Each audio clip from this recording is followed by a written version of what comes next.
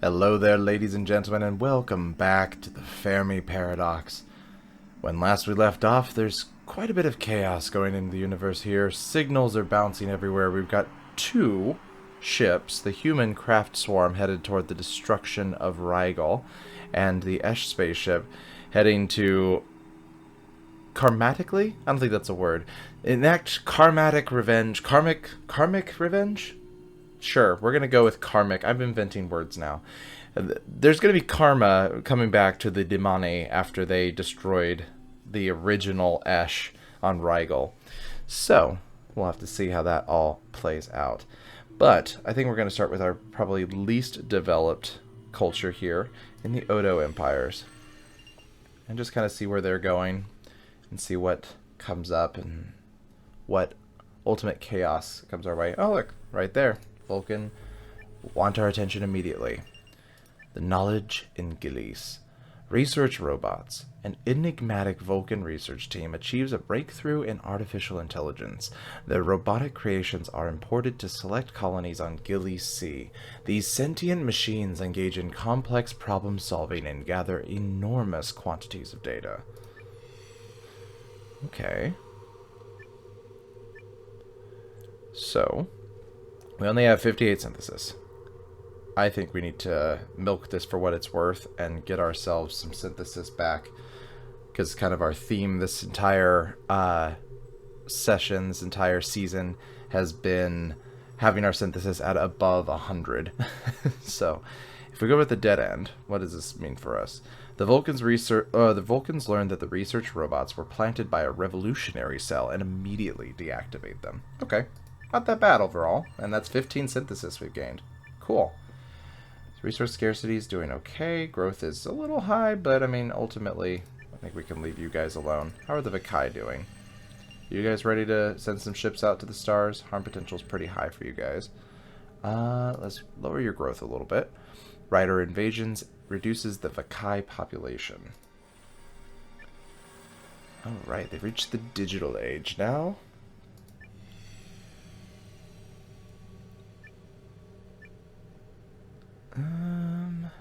If we pick advancement, we would gain 2 synthesis, and their growth would go up and their resources would go up. Not the worst thing. I mean, 2 synthesis isn't really the best thing either, but might as well pick that one. The Odo continue their exploration of space with renewed vigor, navigating the pitfalls of mass consumerism. City planners explore possibilities for genetically modified crops that are safe to eat and also sustainable for farmers and the environment. Okay. So the growth is pretty high, so if we can get a pip that would bring down their growth, that'd be great. The digital age technology allows the Odo optimal access to all of Tau City's resources. A massive hurricane destroys a large metropolitan area, thus reducing their growth. The Odo establish a new government. Okay. Let's take a little hit to their harm potential here. A powerful new jet fighter division is formed on Tau City 3. Growth go down. A massive hurricane destroys another large metropolitan area. How are the Demani Sage hegemonies? They're getting signals from space. Vex is receiving signals from another star. Subspace Entertainment Channel.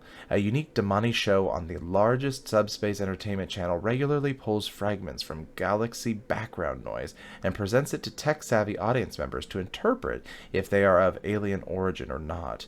After a lot of weird theories, with synthetics reenacting the imagined aliens, all are debunked as fake, until the radio test signal from the Prune civilization arrived at Vex. So that's the one from all the way over here has arrived all the way over here and on our map.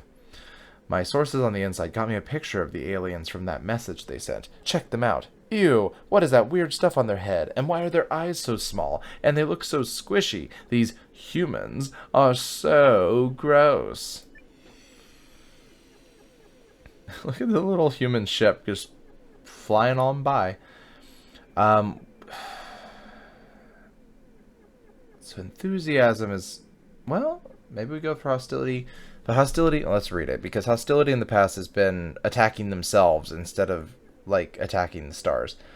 To gain viewers, the subspace streamers depict the prune aliens as much more gruesome than they are. The radio test signal makes every Damani fearful, and solar dreadnoughts are demanded to combat the alien threat. Finally, like, if we're gonna be hostile towards anybody, let's be hostile towards the other. in this very aggro, angry universe that we've got going on here, because they're just beating each other up because they're afraid of space. So this is good. Hostility, plus we get so they're going to gain some actual harm there. Their dystopia is going to go even deeper, and they're going to send signals out and also gain some synthesis. It's a win-win for us in this chaos-filled travel. Oh my god, we're almost to 100 dystopia. Yes, let chaos reign. But they're still in the superluminal age, so they're still better off than most. In a state-of-the-art hyperspace university on Vexus, the Demani achieve new scientific insights. Alright, how are the Galician cults? Paradigm shift. Okay. Online streaming culture. Digital interactive games have become very popular on Dogstar, and due to the availability of fast network connections, the Gilisarians start to stream themselves playing their favorites for an online audience. This cultural phenomenon has a strong influence on the interconnected society of the desert planet. Maybe it is not a good idea to give the guy who calls everyone an XXXXX all the time and famously rage quits the live streams of their Guns of Freedom game session in front of billions of viewers the keys to the nuclear arsenal. Also that every of their stream is sponsored by a huge weapon manufacturer does not help. Yeah, that does not help. Not to throw shade on other streamers, but when you're rage quitting in front of a whole bunch of people, it doesn't bode well for, you know, your views and whether or not people perceive you as being a sane individual. Let's see here. So we can go to cultural ascent. We are over 100 synthesis now. If I go to cultural descent, their casualties they're already at overkill, so I don't really want to do that. Actually, this might be a good time for cultural expansion. Their resources will go down, but their growth will go up, thus potentially subverting this part. So if we choose cultural expansion, it says the online streaming trend gets hyper-commercialized and Galisarians acquire costly recording hardware to stream every aspect of their life online. So we're going with live streaming your life. Entire families are raised with a constant live audience watching them online. Okay, so like the Truman Show. Got it. Yeah, let's do that. How high does the growth go up? So, okay. Alright. Good stuff. Good stuff. Harm potential. Let's see if we can get that to... We're no longer in the danger zone. That's good. Gilisardian artifact preservers establish new resource management methods for the cult colonies. Alright, let's lower the potential casualties. The colonial cults of the Sirius System demobilize as many Gilisarian armed fanatics. Question mark. Dystopia went down. Resource scarcity went down. A once powerful cult falls on Dogstar. An influential cult leader rises to power in the Gilisarian cult colonies. I think growth is where we want it to be. So let's just take the question mark and see where that gets us. The colonial cults of the Sirius System demobilize many Gilisarian armed fanatics.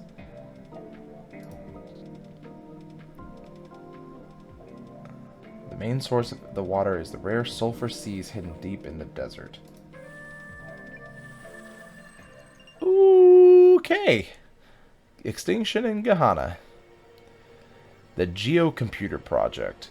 A collective of settler scientists and engineers are attempting to transform an underground biosphere of chemosynthetic bacteria into a global organic geocomputer. This could exponentially grow their computational powers beyond settler scientists' abilities to quantify, but at the cost of tectonic stability. Every computer starts off with some critical bugs in the code, so what exactly happens if the geocomputer in the planet crashes? I also would submit for this quote that would be great would be, yeah, but John, if the Pirates of the Caribbean breaks down, the pirates don't eat the tourists. Okay, so we could close call for nothing. I don't really want to go complete extinction because we're riding the razor's edge here, but we're not necessarily killing off people willy-nilly here. Minimal survivors. Well, minimal survivors potentially would lower our harm potential and take them back a bit as far as that's all concerned, but they don't have that many Esh to begin with, so I might just take the close call since we have it. Geological advisors successfully alert factions to the imminent danger to Gehenna 6. The geocomputer project is indefinitely postponed and forgotten about. Alright. A new technological era dawns. Inspired by their early crypto colonists, the inhabitants of the Gehenna system called themselves the Settlers. Yeah, we already knew that, though. They're called the Settler factions. How is the spaceship doing? Oh, they're getting signals. They're all over the place. Automated data protocols. The digital systems of the Esh are picking up traces of the radio test signal from the prune. So they're also getting that. Because they're... Yeah, because the Demoni just got it. So I know I'm waving around on the screen here, but in the map, this is where the Demoni would be, and this is where the Esh starship was. So it would make sense that they would just get that. Will the automated protocols of the Esh operating system prove good enough to forward these to onboard astrophysicists? Okay. So we can hit with enthusiasm or hostility. What would hostility do?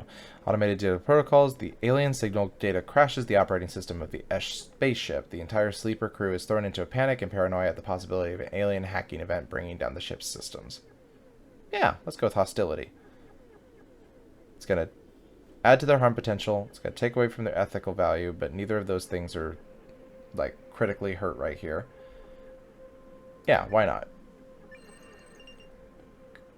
Okay, so Utopia got way hit there. But they're doing okay in everything else, though. Ride the line. At this point, I feel like I'm definitely just kind of sitting back and letting the universe kind of take care of itself. Just really stepping in to nudge it when it goes too far in one direction. But we've got enough synthesis to essentially correct most, like, horrid disasters. And if something happens that is absolutely the worst thing, and I can't prevent it, well, you know, let chaos reign. Let's see here. A decorated Esh Spaceship Fleet commander retires from active service. Let's bring the growth up a little bit, at least to neutral, if we can. Let's bring it down a little bit. I'm just kidding. Let's go with the regular synthesis blurb. The journey may be the noblest Esh endeavor of all time. What discoveries await us in the Vex System? Wow, it's happening in Rigel. Wait a minute. Sapient life is evolving on Rigel. So, Rigel was destroyed. But if I remember correctly, we set it up so that it would not destroy the planet and that the planet could repopulate, essentially. But we also have the humans coming to this planet now. So this will be crazy. So we got a society that's going to potentially be growing up in the ruins of an old society. Very Horizon Zero Dawn-like. And then we also have the humans coming in to potentially mess with them. Maybe it'll be peaceful. Who knows? A second chance. Within the ruins of the Esh civilization, a new sapient life form evolves. In a rare evolutionary event, the cycle of life begins anew in the Rigel System. But which species will form a new Stone Age civilization on the ice planet Rigel 7? So, will we get a chance to pick the same species again? Oh, I was like, why can't I pick it? What is that? Wait a minute. Okay, so these are the species that are usually on Rigel, and of course we have the Esh that would be the balanced one. But we now have freaking lemurs, polar monkeys. Well, 100% yes. Look at their faces. Well, yeah. Okay. Sorry. This is so literally. Sorry, and it just occurred to me. We've got monkeys populating this planet. Humans are going to land on it. It's literally going to be Planet of the Apes. The polar monkeys, troops of furry mammals playing with the artifacts of the Esh civilization who formerly inhabited this ice planet. Well, this is such a cool idea that they put in here, that they've got these, I don't know if they're backup species, or if I play this again, if next time these guys would come up first. But yeah, it would make sense that there would be something else, obviously, filling this slot. Yeah, we're picking the polar monkeys. 100 times yes. 1,000 times yes. Well, hi, polar monkeys. The polar monkey tribes. Alright. Let's bring your tech up first. The work of a remarkable wise person is widely circulated among the polar monkeys. Humans back home are depopulating. Malevolent smart buildings. Oh, these are fun. We've had these before in other playthroughs. Smart buildings in the orbital habitats of Sol have provided generations of humans with efficient and comfortable housing that could be adapted on the fly by a centralized AI. Recently, core systems have deteriorated and gone haywire, making this smart architecture into a death trap. Okay. So, we can prevent it for 20, develop it with a little bit of human growth. Actually, hitting the humans' growth would probably not be terrible. Their harm potential is pretty low. Their growth is pretty high. The resource scarcity is in 300 years. So why don't we hit them with massive depopulation? Let these houses eat them. Buggy AI corrupted... Sorry, I never thought I'd say that phrase. Let these houses eat them. Buggy AI corrupted the entire Sol System's smart building network over generations. Unable to deactivate it, the humans had to get used to the horrific reality of being murdered by their own homes. Y'all ever seen Smart House on the Disney Channel? Disney got real dark in the early 90s with their Disney Channel shows. And in the late 90s, to come to think of it. Can't remember when Smart House came out. That might have been the late 90s. Alright. Singularity Age technology enables the humans to transform waste materials found throughout the Sol System into valuable resources. Alright, let's lower their harm potential a bit. Conflict between two major human trading shrouds is settled peacefully. More peace. The human society had a period of extreme interest in gamified remote construction work. Everyone in the Sol System went crazy over watching skilled, entertaining streamers design elaborate projects. Many outrageous gravitational reactor-powered starships could be seen flying in columns on their way to Rigel. Okay, let's see. Do we take a hit to the tech? No, we'll just do a regular synthesis.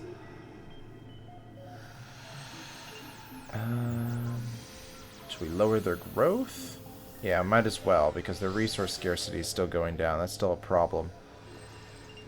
So until we can bump that up, we don't want them to be growing too fast. A charismatic human test tube sentinel rises to power in the Sol System.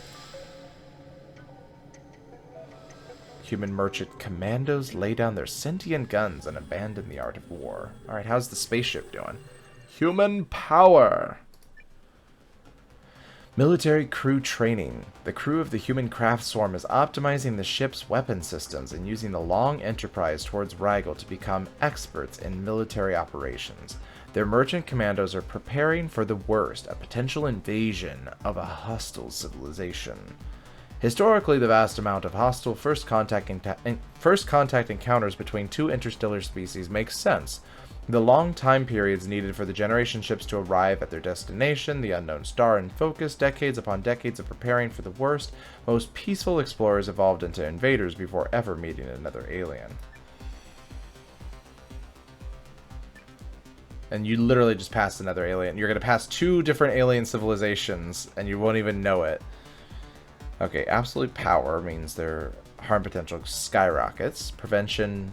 nothing and nothing, or we can gain 10 synthesis for a little bit more harm potential. Let's do this. I like synthesis. I'm greedy. The military training of the crew and optimization of the death ray system. Cool. Increase the combat efficiency of the human craft Sworm. Alright. Cool. I guess their tech could go up. Ethical values could go up. Let's just take their tech. So they're at the Singularity Age 2. Interesting. Because I guess I thought that there could only be two or there only needed to be 3 singularity societies, but I'm wondering if both of these humans are now counting as one. I don't know. Guess we'll find out. What discoveries await us in the Rigel System? Look at everything moving. It's so cool. Tech or resources? Resources. Human craft swarm support systems are optimized by human quantum technicians. Several human craft swarm officers are removed from their post. Alright, how are the polar monkeys doing? My new little space babies. They've reached the excavation age. The polar monkeys begin to hollow out great ice caves, burrowing down into the soil where they can cultivate plants and keep permanent stocks of herd animals. As these early permanent settlements grow, many changes come. Written language, astronomy, philosophy, and crude metalworking all take their first steps. Let the storm rage on. The cold never bothered me anyway. Are these Elsa's great-great-grandparents? Alright, so we get nothing from any of these options. We just get to choose what's best for them. Probably wisdom, I would think. Get them to the next age fastest. Yeah. Huddled safe beneath the ice, the polar monkeys develop close social bonds and a tradition of gentle philosophy. So wonderful. They're just going to be annihilated by humanity. Alright, the polar monkeys can now carve stable ice hollows into the ice of Rigel 7. Let's get their tech to the next level. They mourn the death of a great sage. Alright, take another look at the humans here. Seeing if we can't... We need to fix their resources problem. Are artificial intelligences a hoax? Where's the proof? Oh... Settler factions. Gehenna is receiving signals from another star. Listener implants, cybernetic sensor implants connected via brain interfaces, now let the settlers pick up radio signals all around them. A strange side effect is that they are able to listen to the radio test signal of the Prune civilization. Everybody's getting this now. We estimate that 63% of all received signals from the other civilizations were filtered out as data garbage by automated software systems. Okay, so they could be enthusiastic or hostile. Ignorance doesn't get us anything. It's expensive to do enthusiasm. But hostility, their harm potential's like skyrocketed here. So I don't know if I want to pick that for them, just on the basis of it's not going to be good long term. But it sounds kind of cool. The radio test signal is projected directly into the brains of the implant users, and its strange content leads to a wave of psychotic breakdowns among the settlers. Yeah, I'm gonna choose the alpha one. I'm sorry. Let's see if we can reduce their harm potential. Actually, really what we need is their growth. Their growth needs to go up. Conflict between two major settler factions settled peacefully. Now the humans are getting the signals, and they were just freaked out about aliens attacking them. The captain's choice. The lead AI programmer of the human craft Sworm detects traces of the radio test signal sent by the Prune civilization and immediately reports it to the merchant captain. Truth time, yes. Truth time. Yes, we sabotaged your conveyor before you could transmit a reply. Do you think this is the first signal we've ever received? We've identified 4 separate civilizations over the last 200 years, but you know what we've never found from any of them? A second transmission. Ooh. Ooh. Scary.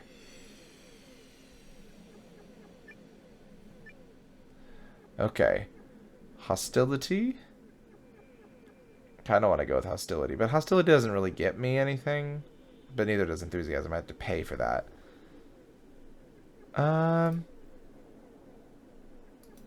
Let's see. Let's read the flavor text.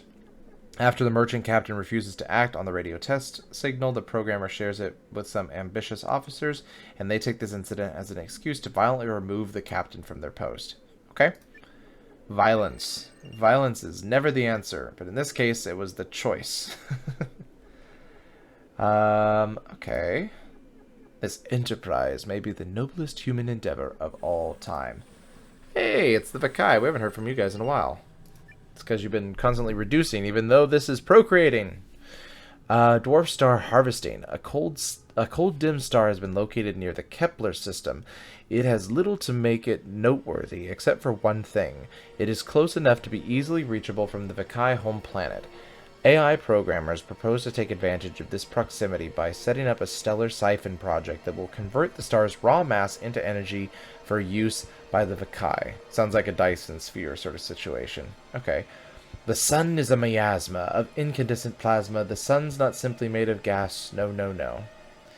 I want to say that's probably the from Big Bang Theory.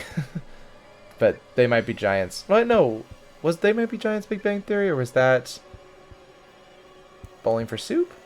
Oh gosh. I'm sorry. I'm all mixed up. No. Bare Naked Ladies. Right? It was Bare Naked Ladies.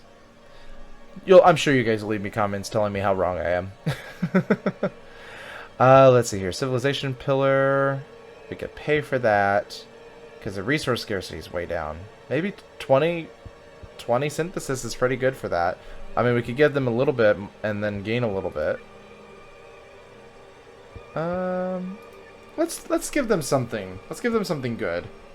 The project, I'm feeling gift giving right now. The project is extraordinarily successful, providing even more energy than anticipated. Stellar siphoning becomes a cornerstone of Vekai energy production. All right, let's pay for that. There we go. The resources are high now. Okay, ladies and gentlemen, we're going to go ahead and take a moment to pause and reflect there before diving back into the chaos that is this universe. If you enjoyed this video and want to see more of what's coming on the channel, hit that subscribe button. Hit the bell icon to be notified of new videos. Like this video so it shows up in the YouTube algorithms. And as always, folks, I will see you in the next game.